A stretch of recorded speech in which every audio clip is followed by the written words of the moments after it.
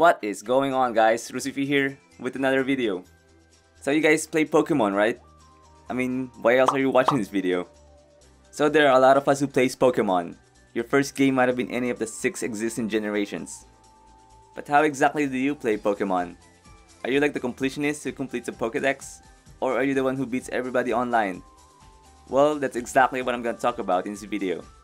I'm gonna list 5 ways people plays Pokemon. If you guys enjoyed the video, I'd really appreciate it if you give it a like, subscribe, and maybe share it.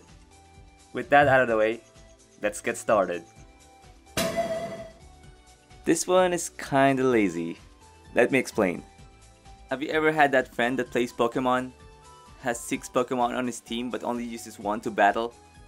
So basically 5 of his Pokemon are just there because, you know, HM Slave. And 1 is an overpowered 30 levels or even more higher than his current badge. Now if you play Pokemon this way, then sad to say you're doing it wrong. You're just using 1 Pokemon and not experimenting with other Pokemon. The rest of your Pokemon becomes underleveled and hard to catch up. Plus you're just breezing through trainers and gym leaders that it becomes no longer a challenge anymore. I kinda hate this one, to be honest. Moving on. Now this is a typical player who plays the game, uses his favorite Pokemon, collects the gym badges, beats the Elite Four, and catches the legendary Pokemon. And just rebattles the Elite Four to level up some more. You know, the typical player.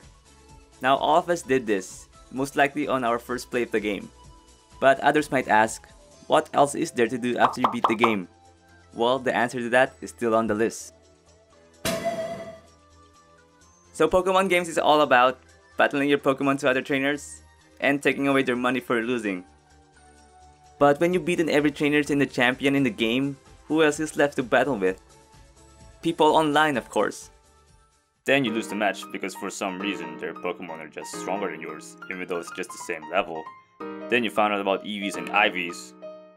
Now, I'm not gonna talk about too much on the subject of how to work on your EVs and IVs. That might be a video for another time. All I will say is that they're for making your Pokemon stronger. As I was saying, now you know how to breed the perfect Pokemon to assemble your team, equip them with the strong moves and the right items. Now you're ready to battle online, and after battling you finally snatch a victory.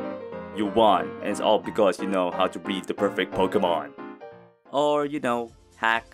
Some people do that. A shiny perfect 6 IV Pokemon is kind of a dead giveaway. And that's the competitive player. The slogan for the Pokemon anime is "Gotta catch 'em all."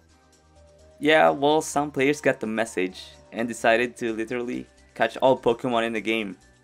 Their goal is to complete the Pokédex. They're basically doing what Red did in anime Pokemon Origins. If you haven't watched that, then it's good. Go watch it now. Or, I'm sorry. Go watch it after you're done watching this. Anyway, that is in my opinion the hardest task to do in the game. I mean, how many of us that plays Pokemon have actually done that? I know I haven't, and I played every main title of Pokemon games. So if you have done this task, then congratulations, you just collected every single Pokemon. You can now brag about it to your friends, and then they will accuse you of being a cheater and using Game Sharks. Now if you want to play Pokemon in a more difficult setting, then you might want to do a Nuzlocke challenge. If you don't know what Nuzlocke is, then let me explain. The rules of Nuzlocke varies, but I'm gonna say the general ones. Any Pokemon that faints is considered dead and must be released or put in a Pokemon storage system permanently. The player may only catch the first Pokemon encountered in each area, and none else. Players must also nickname all of their Pokemon for the sake of forming stronger and emotional bonds. And players can only use Pokemon they have captured themselves. And that's a general rule of it. This is actually a very interesting and challenging way to play Pokemon. A lot of people have actually done this in their Let's Play.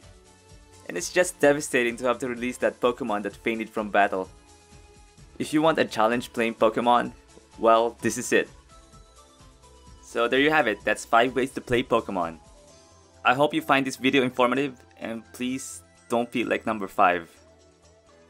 Anyway, I plan making more of these videos. If you want to be updated when that comes out, you can click that subscribe button. So yeah, stay awesome guys.